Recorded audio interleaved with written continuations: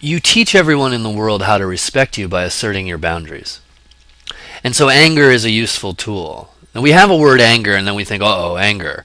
But anger is actually a very intelligent expression of an energetic boundary. You can give it a negative connotation, as many people do. Oh, you're angry, you must not be enlightened. It's like, okay, that's part of the world, that we have these funny stories where you're not allowed to care about what you care about. You're supposed to let people just bulldoze in and take it, because altruism is held as a value. Others first. That's what makes for a sick society, is the whole idea that you have to put everyone else first except for you. So if you put yourself first, what you find is that instantly the greatest feeling you can offer is loving other people, but you found it authentically. This is why religions ultimately are ridiculous. This is why most programs of others first end up failing. They create an incredible resentment. And it comes out in all kinds of ways: addictive behavior, disease, fear, constant obsession with being entertained. It's like, just take care of yourself, and you'll find out that the greatest thing you can do is to care about other people, because that's the best feeling there is. Total selfishness leads to love. But you can't learn this until you're able to establish a boundary. And in that boundary, you teach people how to respect you. And when they do, and you respect them, then there's incredible mutual wow. And until then, there's always this kind of constant negotiation. Or there's avoidance, and you just kind of seek out the people that are safe. Well, that doesn't have to happen. It's just, hey, you know what? I really want to be friends with you or share an experience with you, and when you do that, this is what happens. So if you're willing to not do that, cool, I'm open. And if you can't, no problem. You just can't come any closer.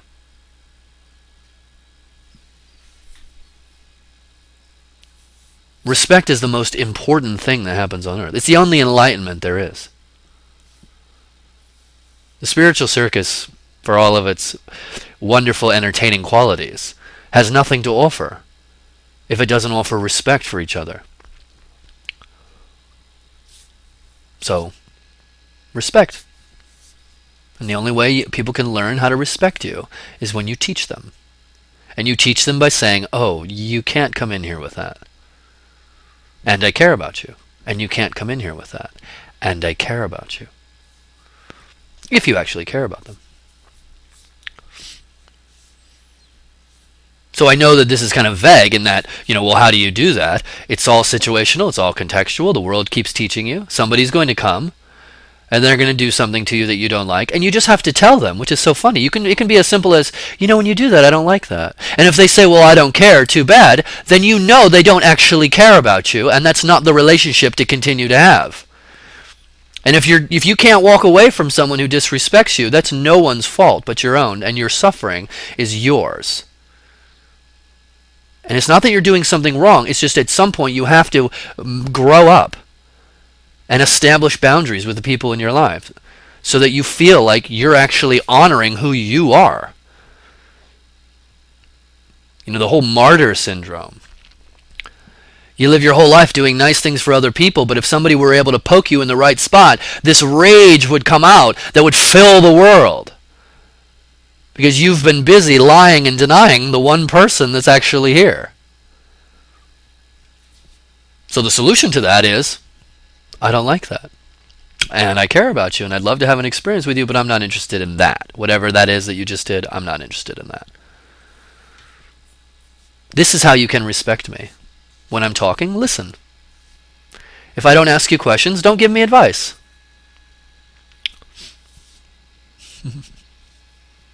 Ask me questions about how you can help me if you want to care about me. All day long, my whole relationship with Sandra is constant, like, hey, what about this? Do you want this? No, this. This? Is this what it is? How can I help you right here? We have to teach each other how to spend time with each other because we're each totally unique. And the insanity of assumption and expectation is that we're all psychic. Well, they should know. Don't they know who I am? Nobody knows anybody. I don't even know myself. So we have to keep communicating. We have to. It's the only solution. Otherwise, we live in a world of either avoiding people or being passive aggressive, which is the ugliest thing, or lying.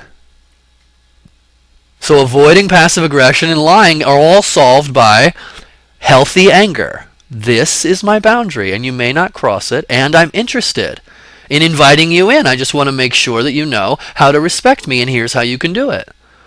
Because I want to respect you too, and you're going to have to tell me how to do that. And I will say yes or no depending on what resonates. Each of us is a business. We're constantly negotiating with each other. We're just doing it, either we're doing it in a way that is obvious, or we're doing it in a way where we're really waiting and waiting and waiting and wading through in our hip boots and our plastic suits for we're looking for the cue, oh, they did that, cool, I can do this. It's like we just have to ask, we just have to talk. It's the honesty. It's just being honest. That scene in Beautiful Mind when Russell Crowe, when Nash asks the girl. Do you remember Beautiful Mind? Have you seen it? It's so great. He's sitting with her under the tree and he says, "Whatever I have to say to where we get to the point where we have intercourse, can we just pretend I said that?" I mean, it's that kind of awesome honesty. Like that's it. He's not trying to pull punches. He's not worried if she says yes or no. But either way, he plays the card. So you have to be willing to play the card that is most true for you and let the other person deal with it. And don't worry, there's 7 billion people on Earth.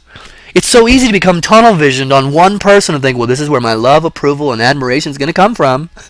It's totally crazy. We like loving each other, and there's so many of us here. So many of us here. Not everyone's going to resonate. We're not all one. That is hopeful poetry for cowards. We're not all one. So let's negotiate. Let's communicate. Let's talk to each other. Let's tell each other how it is, what we like, how we want to be respected and respect.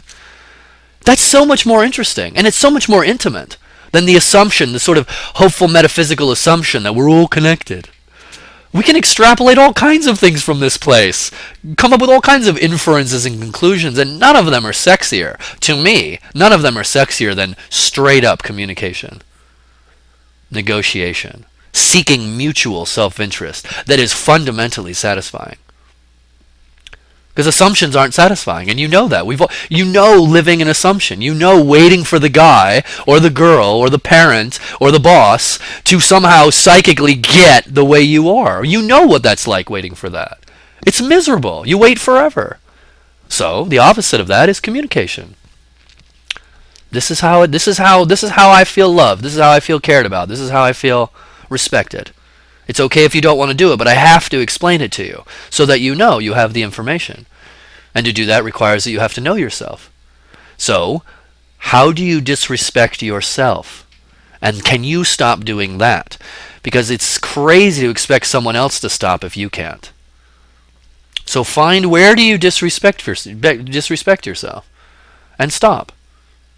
Do you go to a job you hate? Do you listen to conversations you can't stand? Do you eat food you don't really like, but you read somewhere on TV that it's good for you? Do you endure just find what you're enduring, and it feels like enduring, and see what happens if you just stop enduring things. Do you feel respected? Do you feel honored? Do you feel cared about? Because you're the one person who can do it, and I understand if you don't want to. Growing up is not easy. And I don't mean that in any way, shape, or form condescendingly. It's not easy. It requires looking in the mirror and going, oh my God, this is how it actually is for me.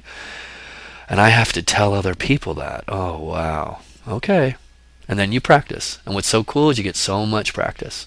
The world just keeps happening. And you can do it. That's what's beautiful. Is you have everything you need right here. Just open your mouth and tell the truth. Find where you're disrespecting yourself. Stop.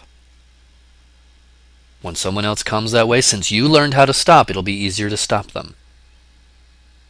If you don't know how to stop disrespecting you, no wonder it feels like everyone else doesn't either. You're the one you live with. And this is all very easy to say. It's so easy to say all of this. It takes practice. And it's not necessarily comfortable. But it becomes easier and easier and easier, like riding a bike. And you can do it. And everyone in your life is actually your teacher, because they just keep showing you that, which is beautiful. Even the person you think is a total moron, you're like, oh, I'm expecting them not to be a moron. Huh, that's crazy. There they are, moron. Thank you. Thanks for your time.